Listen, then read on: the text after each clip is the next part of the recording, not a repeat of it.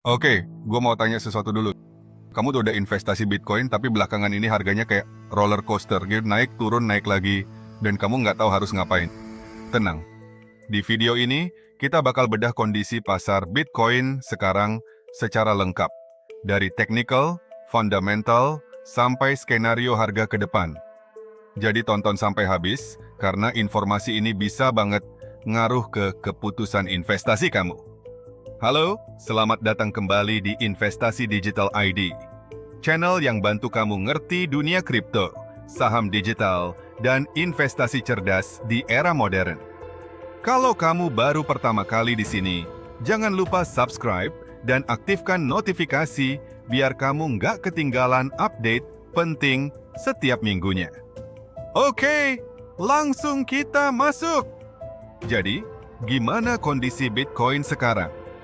Per akhir Mei 2020, harga BTC berada di sekitar area 73 sampai 100 ribu dolar. Sebuah range yang cukup lebar, dan ini menunjukkan satu hal, pasar lagi dalam fase konsolidasi. Kenapa ini penting? Karena Bitcoin sempat menyentuh all-time high-nya di angka 120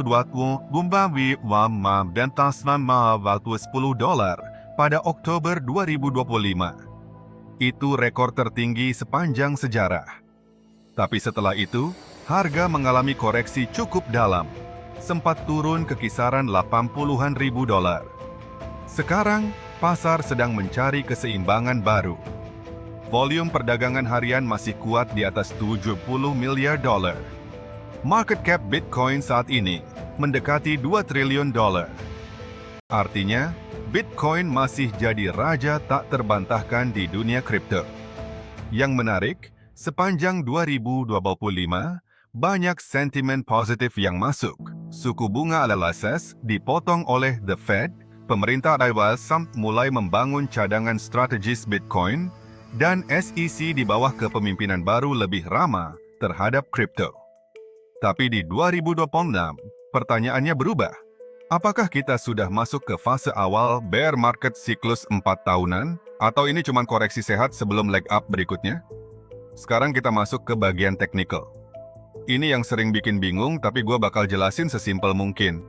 Pertama, soal moving average. Bitcoin saat ini berada di bawah 50-day moving average-nya. Ini sinyal bahwa momentum jangka pendek memang sedang melemah. Namun, 200-day moving average masih menunjukkan tren jangka panjang yang bullish. Artinya, secara big picture, Bitcoin masih dalam tren naik. Kedua, RSI atau Relative Strength Index. RSI BTC sekarang ada di zona netral, sekitar 40-55. Ini bagus. Kenapa? Karena RSI yang terlalu tinggi berarti overbought, rawan koreksi. RSI yang terlalu rendah berarti oversold, tapi bisa juga berarti kepanikan.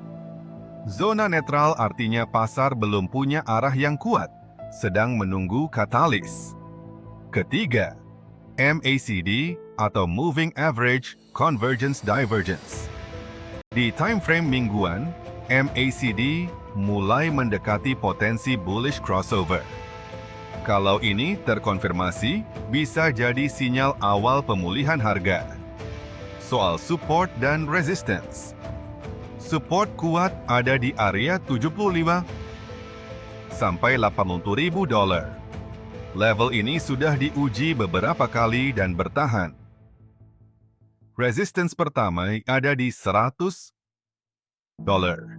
Angka psikologis yang sangat penting. Kalau BTC berhasil break dan close di atas 100 ribu dolar, secara konsisten, resistance berikutnya ada di 120 ribu sampai 120 ribu dolar. Intinya, secara teknikal, sideways dulu, tapi bukan berarti bearish permanen. Sekarang kita lihat dari sisi fundamental, faktor-faktor yang menentukan nilai jangka panjang Bitcoin. Faktor pertama, Bitcoin ETF. Sejak ETF Bitcoin Spot disetujui di Amerika Serikat pada Januari 2024, arus modal institusional masuk jauh lebih besar dan lebih stabil. Ini bukan lagi aset yang dimainkan retail doang. Hedge fund, dana pensiun, dan perusahaan-perusahaan besar sekarang ikut megang BTC. Faktor kedua, Bitcoin halving 2024. Halving yang terjadi April 2024 sudah memotong reward penambangan dari 6,25 BTC menjadi 3,125 BTC per blok. Secara historis, dampak halving baru terasa penuh 12-18 bulan setelahnya. Dan itulah yang kita lihat di ATH Oktober 2025. Halving berikutnya, tahun 2028. Dan reward akan turun lagi ke 1,625 BTC. Semakin langka, semakin bernilai, kalau demand-nya tetap atau tumbuh. Faktor ketiga, adopsi institusional makin luas. MicroStrategy sudah mengakumulasi ratusan ribu Bitcoin di neraca perusahaannya. Beberapa negara sedang mengeksplorasi Bitcoin sebagai cadangan devisa. Ini bukan tren kecil, ini pergeseran struktural. Faktor risiko yang perlu diperhatikan. Ketidakpastian makroekonomi global masih ada. Inflasi, kebijakan suku bunga, dan tensi geopolitik bisa mempengaruhi sentimen risiko secara keseluruhan. Regulasi kripto di berbagai negara masih terus berkembang. Siklus 4 tahunan Bitcoin secara historis memang selalu ada fase bear market. Jadi kita harus siap. Tapi dari sisi fundamental jangka panjang, Bitcoin tetap punya case yang sangat kuat. Nah, ini bagian yang paling ditunggu-tunggu. Harga Bitcoin bakal kemana? Gua kasih 2 skenario. Skenario bullish, Bitcoin berhasil reclaim dan tutup secara konsisten di atas $100.000. Kalau itu terjadi, target berikutnya ada di $120.000 sampai $120.000. Beberapa analis seperti Tom Lee dari Fundstrat bahkan memproyeksikan BTC bisa mencapai $200 sebelum akhir siklus ini. Katalis yang bisa memicu ini. Data ekonomi AS yang bagus, capital inflow besar ke ETF Bitcoin, atau sentimen pasar yang tiba-tiba berubah positif. Skenario bearish. Kalau support di $75.000 sampai $80.000 jebol, Bitcoin bisa turun lebih dalam ke area $65.000, bahkan $60.000. Ini bukan akhir dunia. Koreksi 50-70% dari ATH sudah pernah terjadi sebelumnya, dan Bitcoin selalu recovery. Tapi kalau kamu nggak siap secara psikologis dan finansial, level ini bisa terasa sangat berat. Dari Wall Street sendiri, proyeksi beragam. Kisaran $65.000 sampai $170.000 untuk jangka menengah. Artinya, ketidakpastian masih tinggi. Dan itu normal di aset sekelas Bitcoin. Oke, terus kita harus ngapain? 1. Jangan FOMO, jangan panik.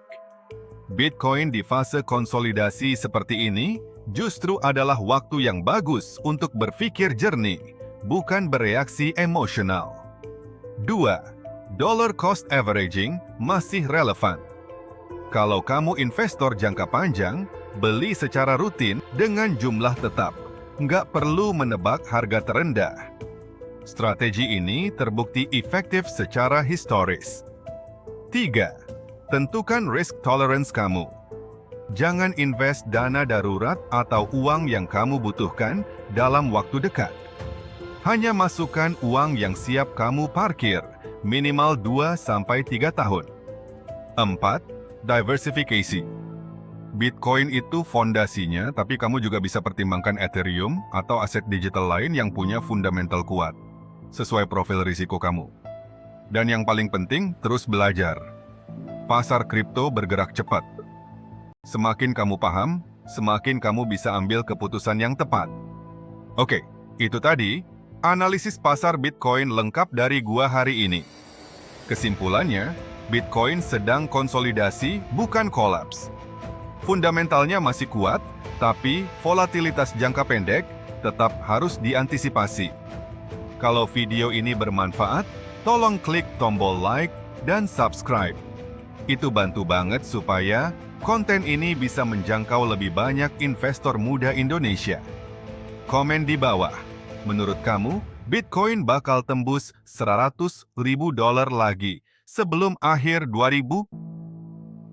Atau malah turun lebih dalam dulu? Gua penasaran sama pendapat kamu.